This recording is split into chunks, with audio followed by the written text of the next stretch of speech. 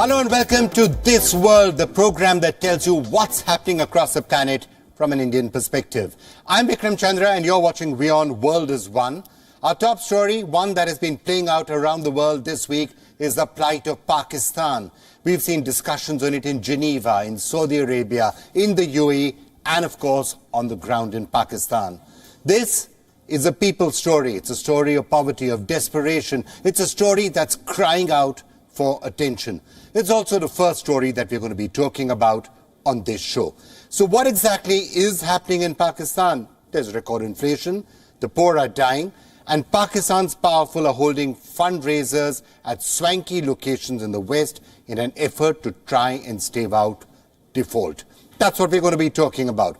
But speaking about the West, that also happens to be a part of the world where a lot of us aspire to be. It could be for college or for good.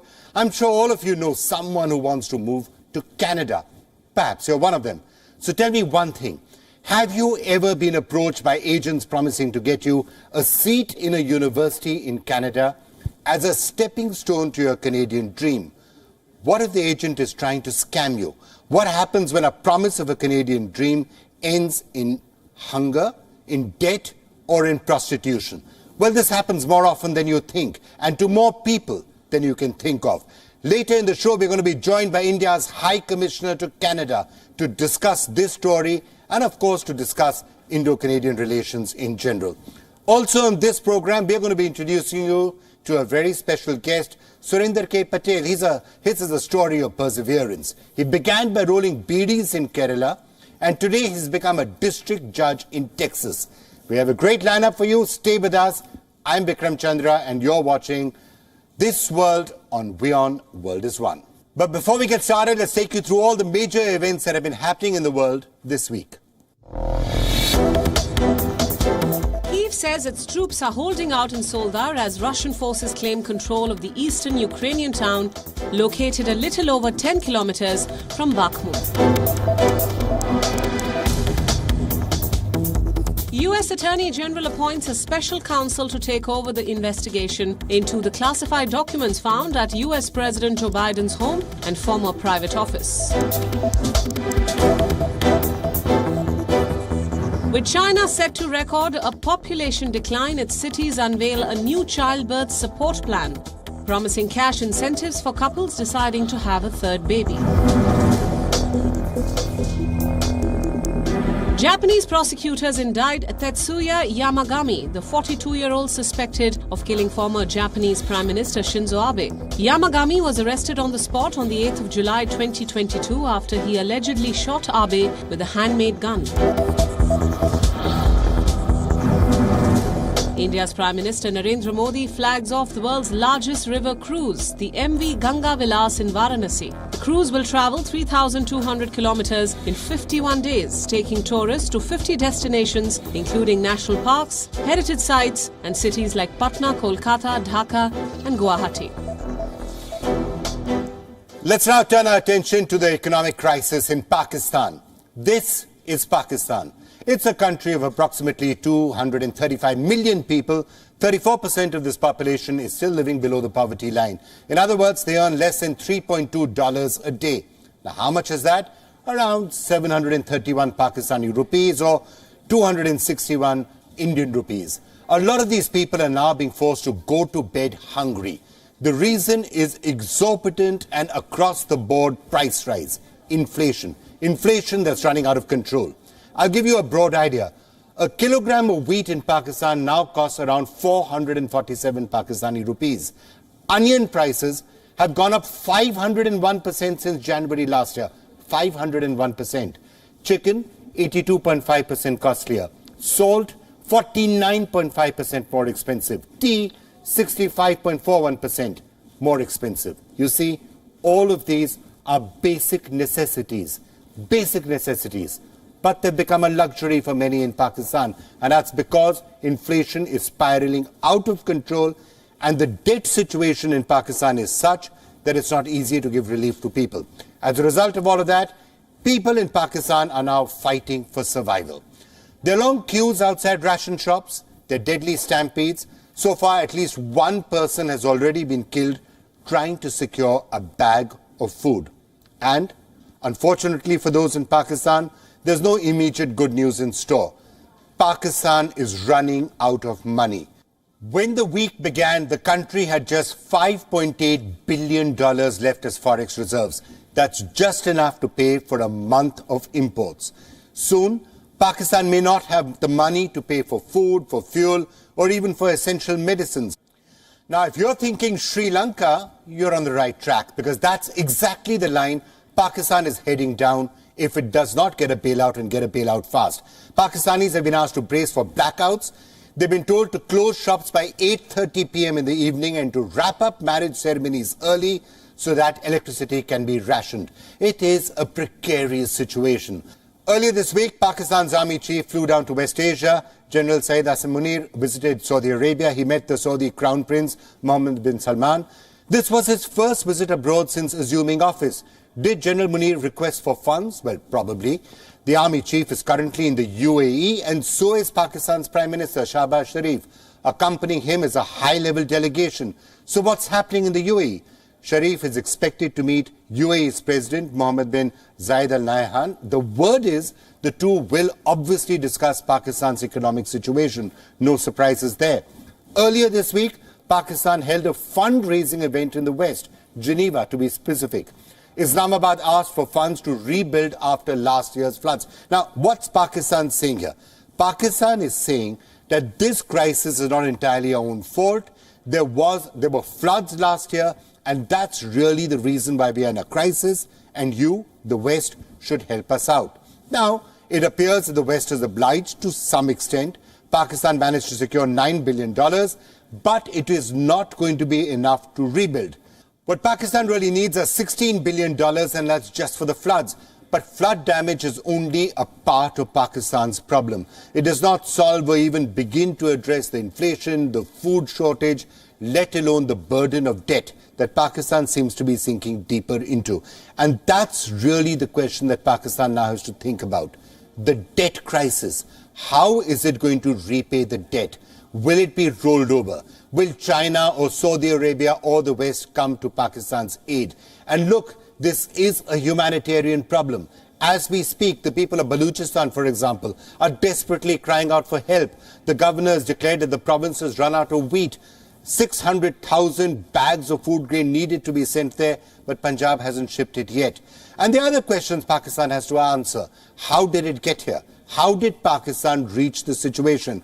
Sure, the floods did take a toll on the crops, but Pakistan could have imported wheat if it had enough money. Sure, the flood has hit Pakistan's economy, but was it all sun and rainbows before that?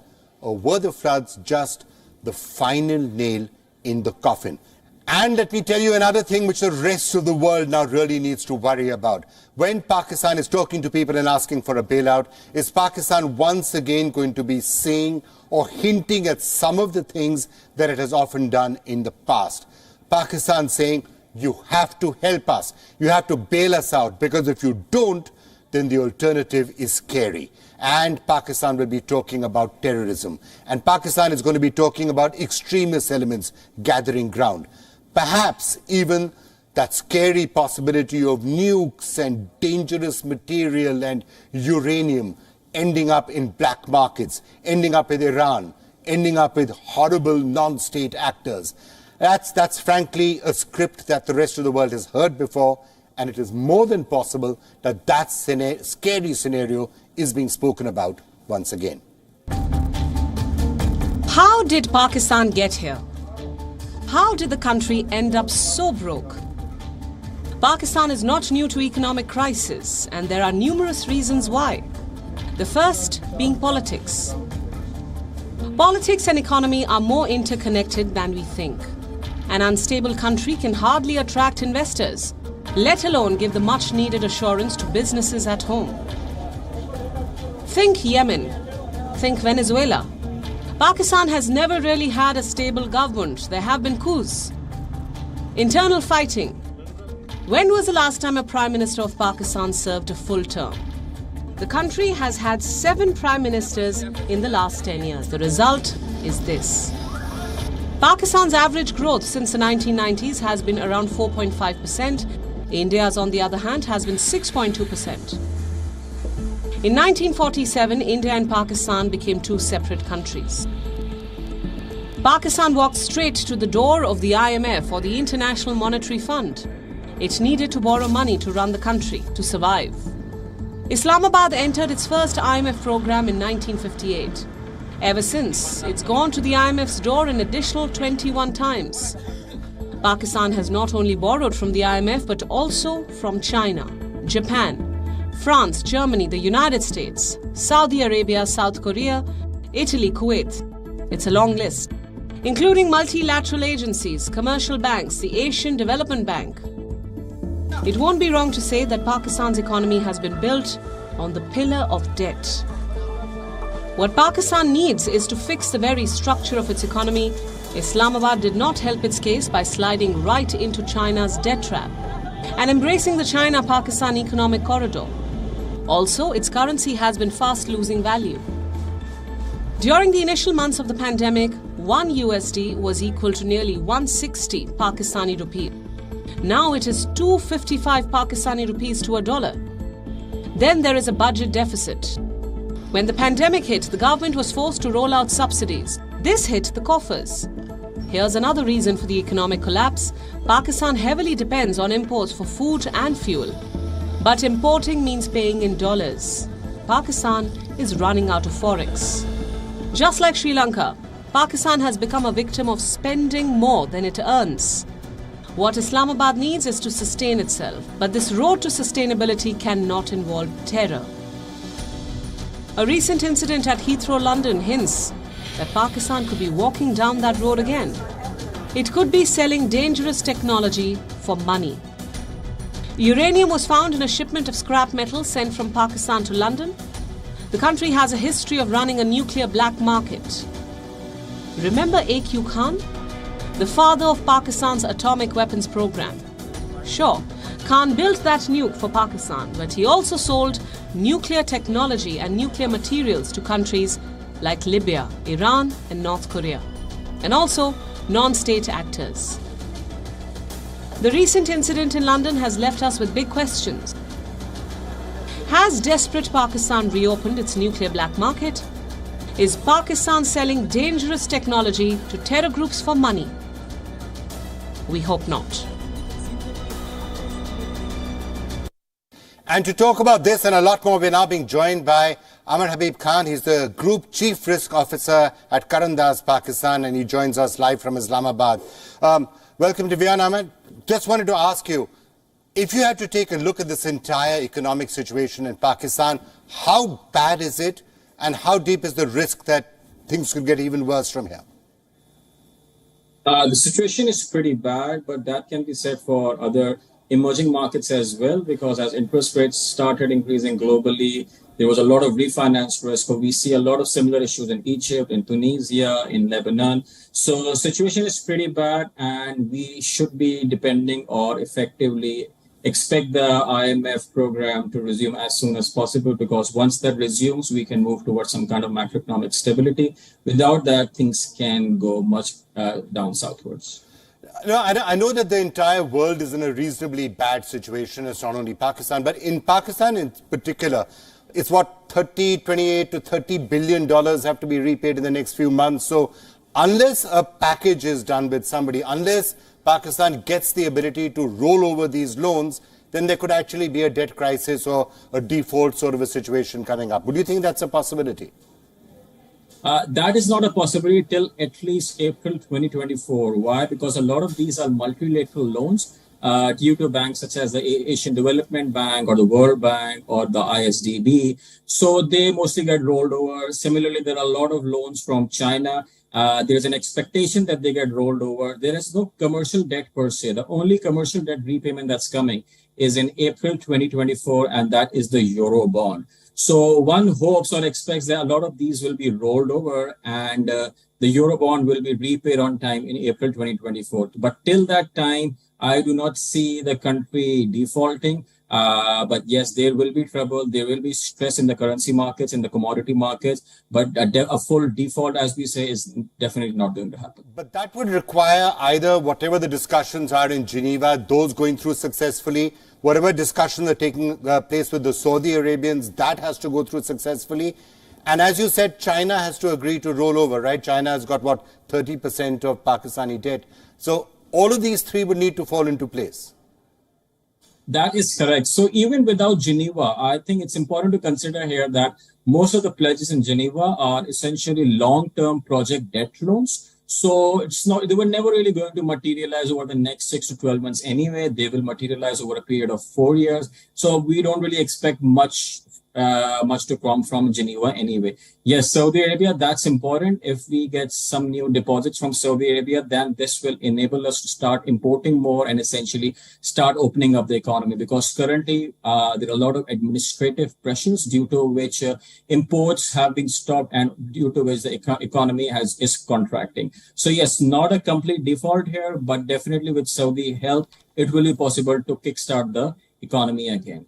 Well, you know, inflation or a crisis like this always hurts the poor more than others, and I guess that's the situation in Pakistan as well. But there also seem to be some regional problems, like Baluchistan. We are hearing 600,000 bags of wheat are required out there, which have been promised still to arrive. Are there regional differences also? Yes, that's correct, because some regions are wheat surplus, because the wheat growing regions, Balochistan being an arid region, is not a wheat surplus region. So this is a distribution problem more than anything else. Even if you look at the price differential, in certain areas, price of wheat hasn't really increased. If you're looking at Punjab, if you're looking at southern and northern Punjab, but in Sindh and Balochistan, prices increased because the wheat crop there suffered. So this is a distribution problem, and we will see some kind of fresh distribution of wheat moving towards the region and prices subsiding. Again, this is not a wheat shortage problem per se right now. This is more of a distribution problem. But there is one issue which comes when negotiating, for example, with the IMF or negotiating with other countries, is that quite often there's conditionality that comes with it. And that conditionality is sometimes politically difficult to implement. And Pakistan's been saying political instability as well. So let's say there are XYZ conditions that are laid down to roll over loans. We've already seen some of that happening. That $1.18 billion didn't come through in November. So if there is conditionality and Pakistan can't meet it, that could also lead to a crisis.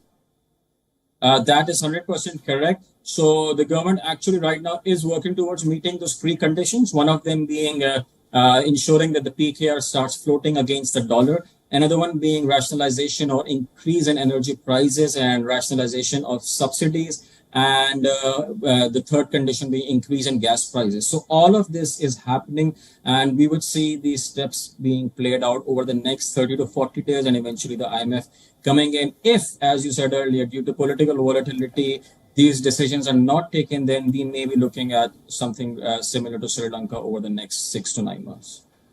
All right, so it seems to be a precarious situation out there in Pakistan. Let's see what actually happens, and let's see whether that conditionality is actually met. Thank you so much, Mr. Khan. Thank you so much for joining us with our perspective. So let's see what happens in the UAE, what happens in Saudi Arabia, what happens in Geneva. Some of that conditionality is never easy to actually meet. So Pakistan is going to have to do quite a balancing act, and that also on a tightrope fairly high above the precipice. All right, let's move on. Let's talk about the Canadian dream. Many in this part of the world, and especially in Punjab, dream that dream.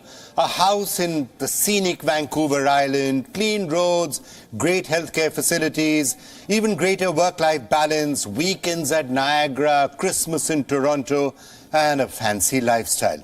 Like I said, dreamy.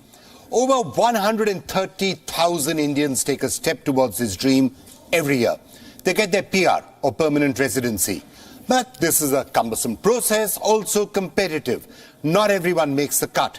So many take an alternate route to Canada, especially if they are young. They enroll themselves into colleges in the country with the hope to land a job once their course ends and ultimately secure permanent residency. Many make it, but the others come back to tell horror stories.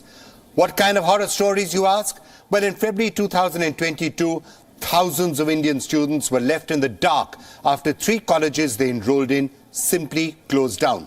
These colleges had gone bankrupt. The Indian High Commission then had to put out this statement. Students from India planning higher studies in Canada are once again advised to make thorough checks of the credentials and standings of the institutions where they are seeking admission before making any payments in such institutions. But isn't this a protocol that students follow any which way? Read up on the institution, do every possible research, find out where you are enrolling to, talk to alumni, faculty, things like that. Well, actually, it turns out not really. For many, many students, the desperation to go to Canada is such that they want a seat in a college. And it doesn't matter what the college is. It doesn't matter what the course is. They may not have even heard about the college. Many approach colleges through local agents. Some agents are, well, how do I put it? Scam artists. They are scamsters. They are running a racket out there. They will ask you to pay thousands of dollars in exchange for a guaranteed seat. But they may disappear once the money is credited into their account. Or they may offer you a seat for an inflated price. Parents here in India sell their land, they mortgage their property, they do anything they can to get their kids to Canada, and they end up paying that fee. But in exchange for what? Degrees that don't count, degrees that don't help in getting a job. Many Indian students who end up going to Canada struggle to make ends meet. They cannot pay for a decent meal. They suddenly discover that the living expenses are way more than what they had bargained for. We hear horror stories of students getting into drugs, getting into criminal activities, even prostitution. And you know what? This horror story has no clear villain. Because whom do you blame? The students for not doing the basic background checks, the parents for just wanting to do the best for their children, the agents for abusing the vulnerability. Do you blame the families who end up helping all of these? They end up selling everything they have at stake, putting everything on the line just so that their children can live their Canadian dream. Some 753,000 international students will be joining colleges all across Canada this year. Many of them will be Indian students. Now let's remember, many Canadian institutions are fantastic. Universities like the University of Toronto, the University of British Columbia, McGill, these are top universities. They are among the best in the world. If your kids are lucky enough to get into them, you should be really happy. The concern are not these colleges or these universities. The concern are many universities or colleges or institutions, many of which are not even registered, which just sound really attractive, but actually could just get the kids into a lot of trouble. Now, the Indian High Commission in Canada is on alert. On the 6th of January, it put out this notice. The link allows students to verify that the college they are joining is legit. Now, to talk about this issue and the overall question of relations with Canada, I'm now joined by India's High Commissioner to Canada, Mr. Sanjay Kumar Verma. Thank you so much for joining us, High Commissioner Verma. It's a real pleasure to talk to you. And there's a lot we want to talk to you about, especially concerns about Indian students heading to Canada and those of them who are going to institutions that may be somewhat dodgy or through agents who are definitely dodgy. But before I get to that question, we have you on the line, so I'm going to talk to you about some of the broader questions of ties with Canada. And I think this year, as India is the president of G20, we will no doubt be looking to Canada to help us with many of the things that have to be done at G20. Is that one of your priority areas? Thank you very much. Canada provides also a link between the G20 and G7, one of the G7 countries as well. And we had traditional relations with Canada. We share the values. When I look at the priorities of G20, our presidency's priority at G20, all the 6 broad areas of priorities, which have been listed by our presidency, have got overlap in Canada, both bilaterally as well as multilaterally. So just to recapitulate for the viewers as to what are these broad areas: green development, climate finance, life, which Prime Minister Modi launched in Kevadia, accelerated, inclusive and resilient growth, accelerated progress on SDGs with special reference to health and education, technological transfer and digital public infrastructure, multilateral institutions for the 21st century, and 3 Fs, which are food, fuel, and fertilizer.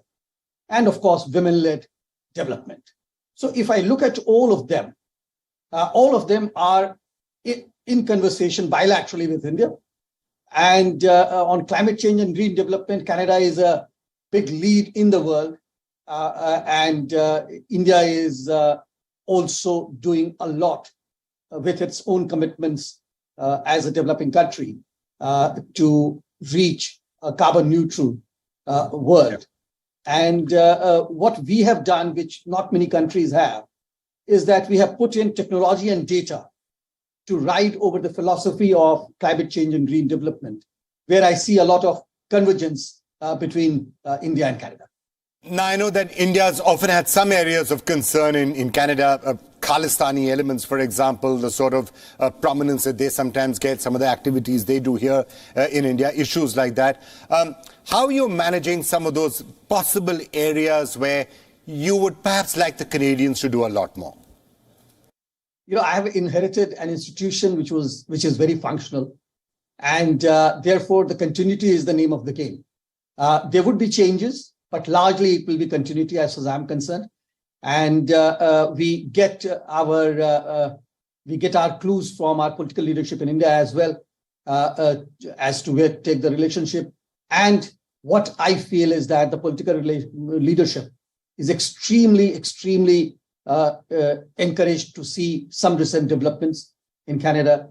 And the mandate that I have come with is to take this relationship notches above. All right, High Commissioner Kumar, I just want to turn now to a really important issue that we wanted to discuss with you about. And I know that the Indian High Commission in Canada has been really concerned about this for a while. A lot of the people who are arriving in Canada are students. Now, many of them are students who will be going to reputable organizations, the McGills and the University of Toronto's and the UBC's, for example. But a large number of the students will be coming there chasing the Canadian dream, hoping to get their PRs and hoping to get their residency or their citizenship, and they will be ending up in dodgy institutions. Many of them will be taken over by scamsters, either in India or in Canada. Many of them have parents who will have gone into debt to send them out there. And then they suddenly arrive in Canada. They find that the colleges do not exist, or even if the colleges do exist, you can't necessarily get a job as a result of that. They've been taken for a ride. And then that's a crisis, and that's a crisis that I'm sure you are deeply concerned about also. Thank you very much for asking this question. This is our main concern. Those students who are going to the premier institutions here, we have hardly any concern because they are very, very well looked after. There's a tradition of international students going there. There are bodies of Indian students there who can help them internally as well. But those who are coming here to chase, as you said, the Canada dream and going anywhere they can get admission at, that is the most vulnerable segment of our students coming in here.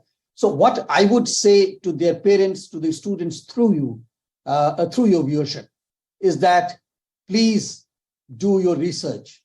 Please be aware that like any other country, Canada also has excellent educational facilities and institutions, but it also has very, very few those undesirable colleges which have been cropping up in the entire geography of Canada. Be aware of them, because I know most of the parents, when they send their kids to Canada, they would have taken a debt. They would have sold their houses and livestock and farms, etc. So they have to be aware of where they are going to. Then what happens is that many of these kids came here unaware of what is waiting ahead of them. Once they land up here, their unmet expectations lead them to meeting some not so desirable people. And then, since they are impressionable minds, so therefore they get into this and they get influenced by those people. By getting influenced, I'm not only talking about from the philosophical point of view, from the ideological point of view, but also from the illegal practices point of view. Many of these students get into doing things which are illegal in Canada and also illegal according to the universal rights a citizen of the world should. So to give you an example, many of these students go to unpaid work. Many of these students, unfortunately, and some Indian students were also involved, get into some other sins. Absolutely, sir. And we've heard about drugs. We've heard about prostitution in some cases. There's clearly crime and criminal gangs that they can get. If someone lands up out there and they find that they're not getting a PR, they're not getting residency, they may not get citizenship, the institution to which they have arrived out there after their parents have sold everything is a dodgy institution, then the kids can get involved in criminal activities. And I'm not even talking about now falling into the clutches of Khalistani organizations. So those are things, and I'm sure there's a message that you would want to be sending people here as well in India. Be careful. Parents, be careful. Do your diligence. Absolutely. And, once they are caught doing something which is illegal according to the Canadian law, their Canadian dream will be shattered. So it works both ways. One, that when they are chasing their Canadian dream, they are doing things they should not be doing. But once they have done it and that come to the notice of the law and order community here, then their Canadian dream will be shattered because they will be deported and sent back home. Absolutely, or worse, they could find themselves in prison. So one of the things that we keep on hearing about is, and one of the reasons why there's $8 billion being contributed to the Canadian economy just from this, many of the kids who are coming across there to Canada think that they are guaranteed a job once they've arrived there. They're guaranteed permanent residency. They're guaranteed immigration. But of course, as you know, going there and doing a course, that does not necessarily follow. Okay, it may be easier in Canada than it is in Europe or the United States, but it's not guaranteed that if you end up there and hundreds and thousands of students land up there, it's not that you're guaranteed any sort of a job there. Absolutely, it is not guaranteed at all, because there's a process to follow. There are exams to clear. And only on that basis, one is able to gain permanent residency in Canada. In order to meet those expectations, one will have to prepare oneself. Pathway of permanent residency in Canada is more favorable as compared to many other geographies. Many of Indians then finally go for Canadian nationality as well, becoming a part of the Indo-Canadian community. So there is a pathway, there is a well-defined pathway, but there are requirements to lead to the success of that pathway, and that has to be kept in mind. My request through your channel to your viewership is that please spread the news that no parent should send their children to Canada without doing due diligence, without scrutinizing what is in the offer. And to my surprise, many of these dreams are sold by our own fellow Indians in their villages and cities, who are basically call themselves as recruiters and get commission from these so-called colleges.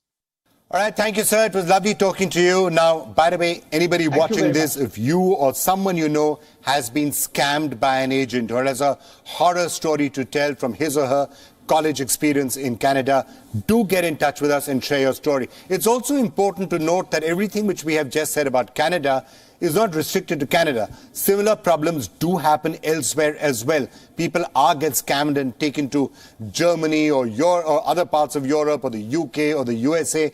But right now, because of that flood of immigration to Canada, I think that's one country you've got to be particularly careful about. And watch the scamsters who are operating in India as well, who could be coming and spinning a really nice story, but ending up dropping your child into a nightmare. Your stories, if you share them with us, will hopefully help prevent this from happening and save other innocent students from this nightmare. It's now time for our final segment, but I introduce you to this week's newsmaker, Mr. Surendran K. Patel. He was born to daily wage workers in Kerala. He rolled beedies to make ends meet for his family. Sometimes he even worked as a labourer. Patel had to drop out of school temporarily so that he could work and feed his family. But years of hard work, dedication and determination later, Patel has become an inspiration for many. He has become the judge of a district court in Texas, the United States. What better time to speak to him than the week of Pravasi Bharatiya Divas. Mr. Patel, thank you so much for joining us and welcome to WION. Could you just share the stories from your childhood? How was your early education? What challenges did you face? And how did you get to where you've got to now? My childhood was not that, promising or inspiring or anything. I was just an ordinary kid and below average student because of the situations at home. We were struggling financially. My mom was really struggling to raise us. So my parents was not literate. I barely passed the SSLC. I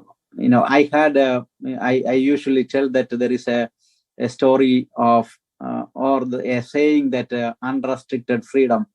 I enjoyed the unrestricted freedom 2 times in my life, and the first was my education in the high school from first standard to 10th standard, where we know that nowadays parents decide even on the moment a child is born, the parents or the society decide which school the kid should go, what course they should study, and which job they should seek, etc., etc. But in my case, that was not the case. There was absolutely no such direction or expectation from my parents because they don't know. They are just illiterate. So I enjoyed that freedom completely, but I did not misuse it. All right. I guess a question many are going to ask, why law? Why did you choose to pursue law? I lost my eldest sister when I was 13. It was when I was in the 8th grade. It is still haunting me. Not just me, my entire family. She was such a sweet angel. She was married and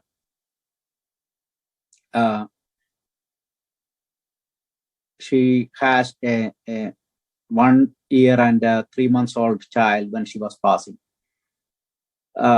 Justice has not been done in that matter.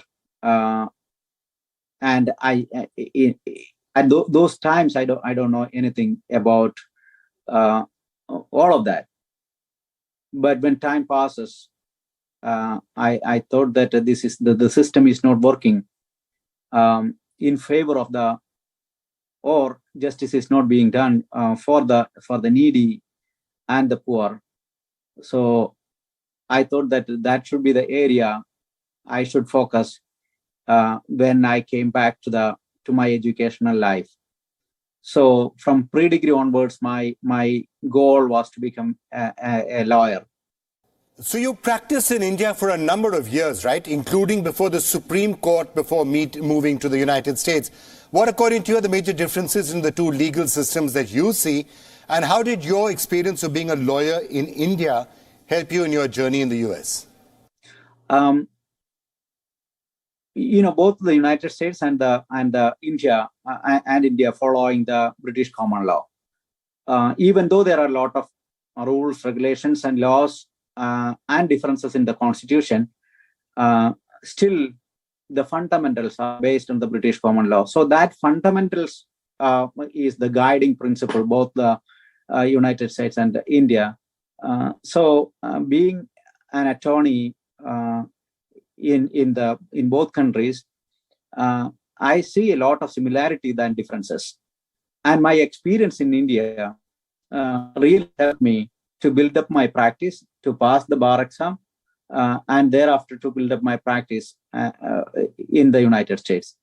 When I was practicing before the Supreme Court of India, when we moved here into the States, at that time, I had no idea where to go, and I left behind my practice, and it is kind of emotionally frustrating situations. And I was working in a grocery store here. I did some research, and I find that there is a provision in the Texas rules that if you are a common law practicing attorney, you can directly appear the bar, but you should pass the bar within 2 years of your arrival, and you should pass along with the US students, US graduates. So my Indian experience actually helped me to sit the bar, and I studied myself for the bar exam, and I passed in the first attempt. So that also shows that the fundamental similarities than the differences between the two legal systems. So in your career as a lawyer and a judge in the United States, how have you dealt with the entire question of discrimination? I personally faced a lot of such challenges. But there was questions about my accent, my nationality of origin, and how long I have been here, living here in this country, etc., etc. All those were questions were asked, and negative campaigns were conducted against me. But at the same time, we should also recognize that I got the citizenship in the year 2017, and I got elected in 2022. So within 5 years span of time, one of the Indian American got elected in one of the highest positions in the state. District judge is not a small position. So I don't think that it is possible in any other country. So while there are challenges and issues of racism and discrimination, I also see the acceptance here. So my opponent was a white attorney. He was practicing here for more than 30 years. His wife is a judge. He's well qualified. But the people of this country and this county considered it doesn't matter how long you have been living here. It does matter how you treated or served the community during the period you lived here. And they decided that even though Surendran Patel is living here for a few years only, he served the community, he would serve the community better. So there is a acceptance factor is here. So they accepted me as a district judge. That is very important, and I think that also should be recognized while we are criticizing the discrimination aspects, the racism aspects. I see both sides, and when I'm balancing both, the fact that they are accepting, that the society is accepting people from across the globe is absolutely amazing. Mr. Patel, you ran your campaign with the slogan "Firm on law, fair on justice." How important is it for you to ensure access to justice for diverse groups of people? That is a problem in the United States sometimes. That is one of the promise I made, that my courtroom will be available for the public, and there will be a fair treatment to everybody, regardless of their race, color, nationality, the country of their origin, their language, the culture, the way they look, the way they behave. Nothing would be a matter. Everybody will be treated equally in my courtroom, and I believe that most of the judges do the same in this country, and the system is improving and developing, and we all should contribute to that. So when we are talking about the firm on law and fair on justice, that's exactly what the society is expecting. You should be firm while deciding your case, without fear or favor. You should decide the case, and at the same time make sure that it applies fairly to every segment of the society.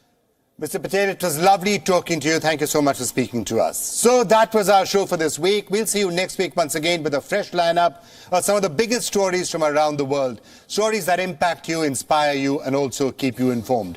I'm Vikram Chandra, and you're watching This World on WION World is One, India's first and only international news channel. Until we meet again, take care, stay happy, stay safe.